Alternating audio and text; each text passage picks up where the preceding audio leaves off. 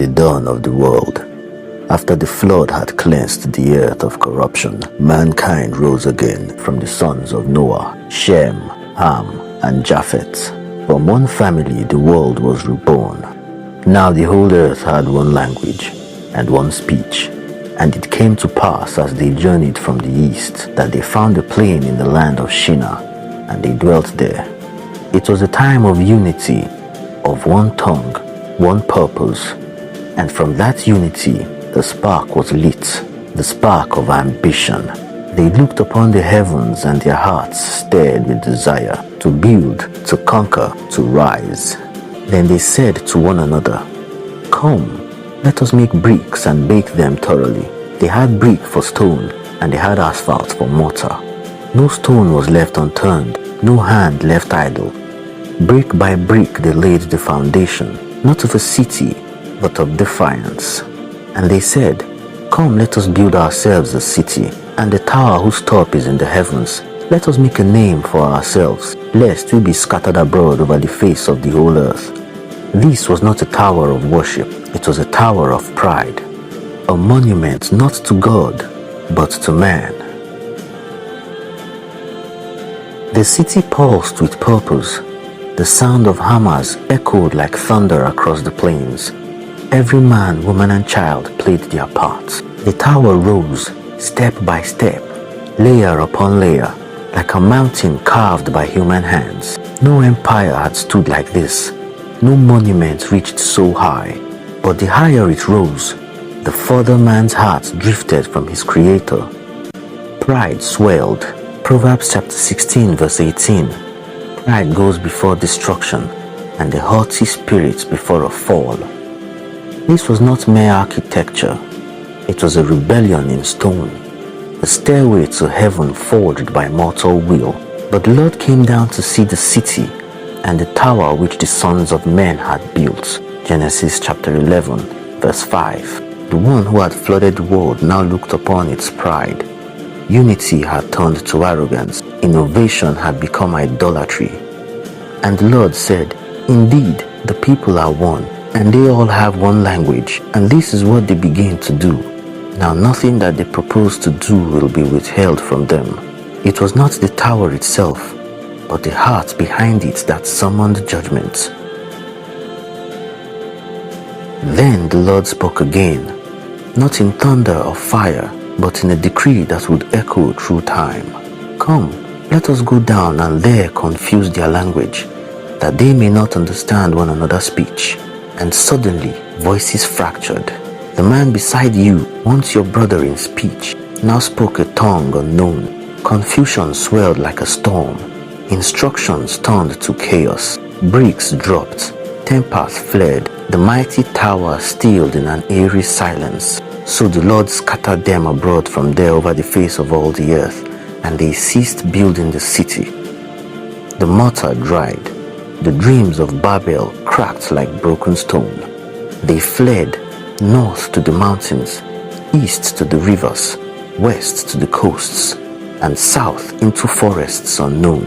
One people became many, one tongue 1,000. Therefore its name is called Babel, because there the Lord confused the language of all the earth, and from there the Lord scattered them abroad over the face of all the earth. Genesis 11 verse 9.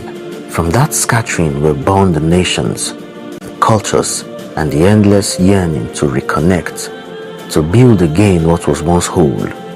Even now the memory of Babel lives on, not just in history, but in every empire that tries to rise to heaven.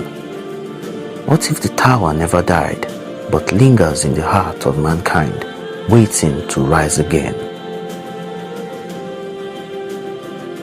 Though the city was abandoned and the tower incomplete, its shadow lingered. From Mesopotamia to Egypt, from the ziggurats of Ur to the pyramids of Giza, man still reached for the sky. The languages changed, the gods had different names, but the dream remained.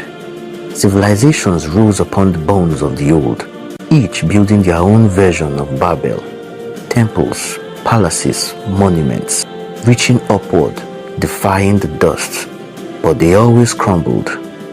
Psalm 127 verse 1 tells us, "Unless the Lord builds the house, they labor in vain who build it. Unless the Lord guards the city, the watchman stays awake in vain."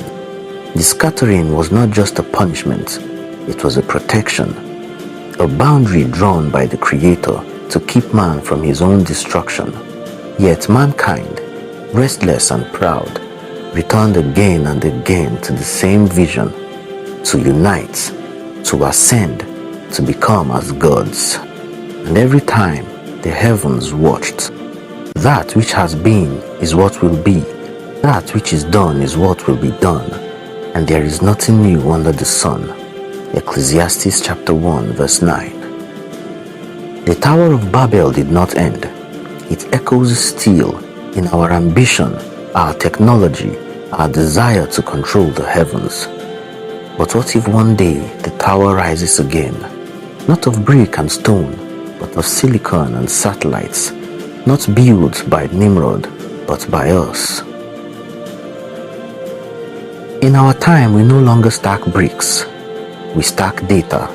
We no longer speak one language, but our machines translate them all. The internet has become our plane of Shinar, a digital realm where we unite, build, ascend. One voice, one system, one world. Is this progress, or is it Babel reborn? But know this, that in the last days perilous times will come, for men will be lovers of themselves, lovers of money, boasters, proud, blasphemers. 2 Timothy chapter 3, verses 1 and 2. From space stations to AI, from virtual gods to genetic creation, man is once again reaching for the heavens, not to worship, but to conquer.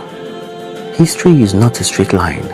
It's a spiral rising like a tower, built on old ambitions. And though the names change, the hunger remains. God came down once, not to destroy, but to divide, not to burn, but to scatter.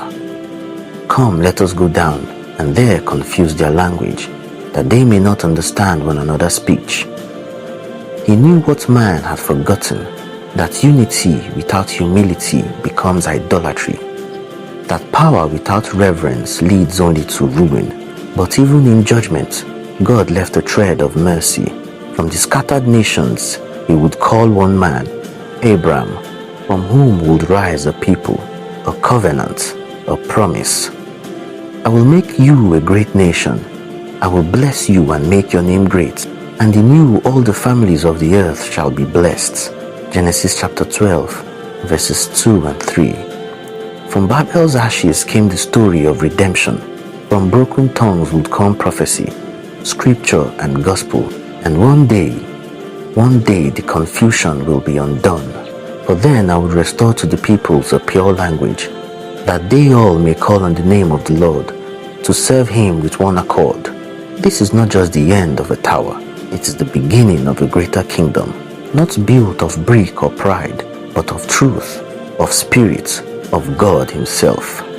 So as our towers rise again in the digital age, we must ask, will we remember Babel's lesson, or will history repeat brick by brick until the heavens answer once more?